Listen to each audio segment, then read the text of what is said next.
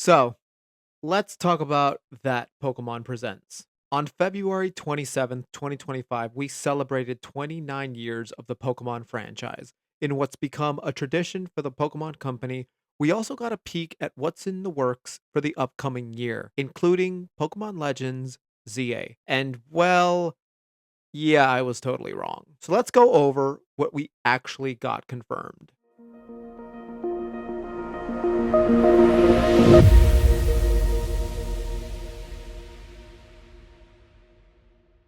So we spent a whole 365 days with no news on what Pokemon Legends Z-A would bring us.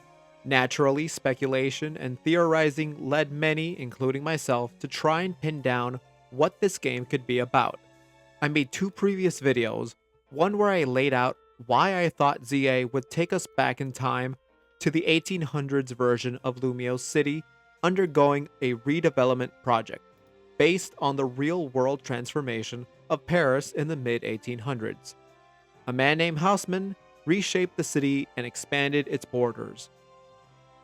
That saw a medieval city become the glamorous metropolis we have today. The second, I went through which three starters had enough of a French connection, which I thought would warrant them being in ZA as the starters, of course, assuming that that was set in the past. Snivy, based on French aristocracy, Piplup, the tailcoat wearing Prince Penguin, whose final evolution is named after Napoleon, and Scorbunny, the rabbit who loves to play soccer, a sport whose international governing body was founded in Paris. And while I stand by how cool a Victorian era Lumio set game would be, and I stand by the French connection of these three starters, clearly Game Freak has other plans for the game. All in all, I was wrong, but I still hope you took something new from it. Learning is always a good thing. Now, let's look at the trailer that we actually got. So, we first start out and we're able to see the player character right from the start, both female and male.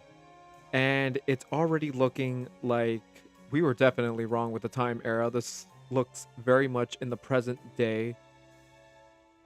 We go to Lumio City. There's Prism Tower in the back. And already we're seeing that this is definitely not 1800s Lumio City like I had thought. So we can already tell that the Legends franchise does not necessarily mean it will be set in the past always. This looks very modern. I don't want to say futuristic, although that does kind of look a little futuristic, not gonna lie. Then we see our player character, and here's when we're introduced to the starters: Chikorita, Tepig, and Totodile. Not the Snivy, Piplup, and Scorbunny that I was thinking. What is interesting though is they went with two Johto starters and a Unova starter. Now, while I don't have any problem with any of these starters, I do want to know why they chose two from one region. It just feels a little unbalanced. The catch mechanic looks to be similar to Legends Arceus. You just point and throw. Here we are parkouring across all the buildings. And then we get to meet your rival. Now, what was actually pointed out to me is your rival character is actually based on the model characters for the protagonists. They're just color swapped with the hair. So we get a demo of the battling, and it looks like you're going to be able to dodge. Here comes the Mega Evolution, something that I was waiting for. Lucario Mega Evolution. Wow. All the Mega Evolution Pokemon returning. There's the female-looking rival. So this is the group that is actually implementing the high-tech redevelopment, the Quasartico group. Now, if you're like me, you've probably played enough Pokemon to either know that they're the bad guys or this is some kind of red herring and they're not actually going to be evil. And then we get to see that AZ has returned.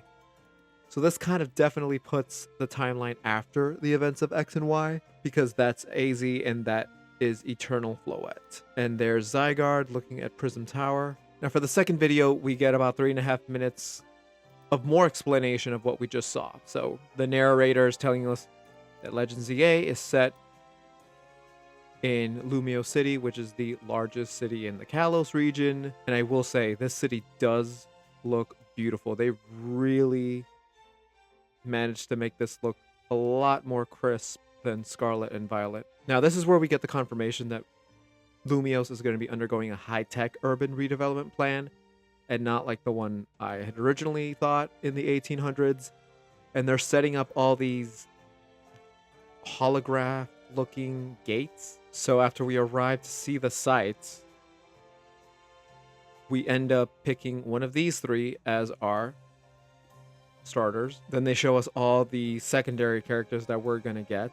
The new friend and ally, Urbane and Tawny, which was pointed out is based on urban and towny, because this is an urban redevelopment, and while Lumiose is too big to be a town, I guess it still fits. The hotel is run by AZ, which is interesting because after the events of X and Y, he was, of course, reunited with his Floette, and it looks like he's set roots in Lumiose City. He was wandering for 3,000 years, and now he runs a hotel, which is kind of interesting. Quasartico Incorporated is the one that's managing the redevelopment plan. We get to meet the CEO Jet and her assistant Vinny. Then they start telling us that they've set up wild zones where Pokemon can roam within the city, but a little more wilder area. Catching mechanic seems to be similar to Legends Arceus. We're just using modern day Pokeballs. They explain to us how the battling is going to work here, where you're actually going to be able to dodge and move with your Pokemon. The Megas that are returning, we got Ampharos, Charizard, and Kangaskhan. The Mega Ring with the Keystone. And there's Absol. I am so excited that I get to have a Mega Absol. It's so pretty. Now, this was also pointed out to be possibly Looker's office, which is a great callback to X and Y. And it could be a side quest. We could be working for his investigative agency. The little Zygarde cell on the rooftop of one of the buildings. Pokemon Legends Z-A coming late 2025. And then we get this final cutscene, which is our Rotom phone telling us about a promotion match announcement. We get this logo that looks like it's Lumiose with Prism Tower, and it almost kind of looks like it's a radio tower, which, if you guys did not know, fun fact, the Eiffel Tower was used for a variety of things, including collecting weather data and radio transmission, so that could be a nod to that. And then it kind of glitches out and has sort of tense music before it just cuts to black. So as usual, the website offers much more information about the games than they showed us in the trailer or the Pokemon Presents.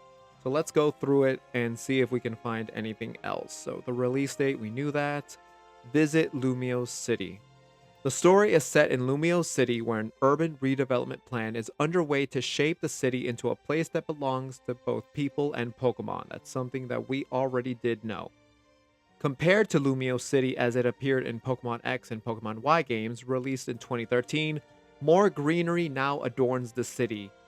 So it definitely sounds like this is post X and Y, and a lot more greenery has been added to the city. In Lumiose City, spaces frequented by people, such as shopping arcades, cafes, and restaurants, coexist with more natural areas, such as waterfronts and verdant parks. And at the center of Lumiose stands Prism Tower, the very symbol of the city. Lumiose City has already gone a kind of natural transformation and is now getting a high-tech one to, I guess, bring some balance between the two. We get this incredible artwork showing the map. Very detailed, very beautiful, color-coded with the different sections. In this corner right here, we see Chandelure, and here's a nod to X and Y. That is the so-called Ghost Girl, the No, You're Not the One from that cutscene in the elevator. So maybe we'll see her again, and maybe we'll finally find the one. And we find out that the story begins with a sightseeing trip to Lumiose City. So while we're visiting Lumiose City in our travels, we stay at a hotel named Hotel Z. The hotel is going to serve as our base and the new friends that we'll meet in Lumiose to tackle all sorts of incidents that will occur in the city. Funny how they use the word incidents. So it appears that we are just there to see the sights and we get pulled into the main story, as is typical with a Pokemon protagonist. So these are the protagonists, and I kind of like their style, knowing that we're probably going to be able to customize. We get to meet our friends slash rivals. They may come on strong at times, but they like helping people and Pokemon, so it's giving Nemona vibes. The appearance you choose at the beginning of the game will determine which one you get. So what they're saying is, if you choose the male looking protagonist, you're gonna get Tawny, and if you get the female looking protagonist, your rival is gonna be Urbane. We get a little bit more about AZ, a man who stands 9 feet tall. He's the owner of the hotel and he claims to be 3,000 years old. Then we get a little bit more information about Zygarde, mentioning its brain is made up of a few existing Zygarde cores, plural, to say that there are multiple cores out there, and one seems to be taking a special interest in us.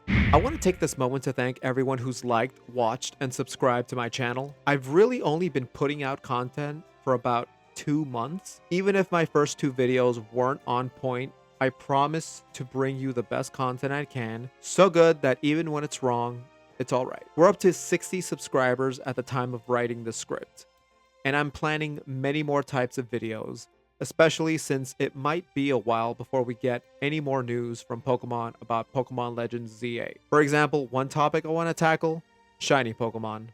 But not just shiny hunting or shiny reactions, the designs for shinies, and why the color schemes that some Pokemon get go so hard and so deep that it requires a deep dive. It's going to be an exciting year, and I hope to build this channel up so that I could try my first playthrough later this year.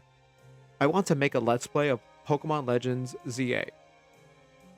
At the end of the day, I just want to share every rabbit hole journey I go through whenever I start really looking into a Pokemon or something from one of the 9 regions. So, tell me, what are you most excited about for the new game?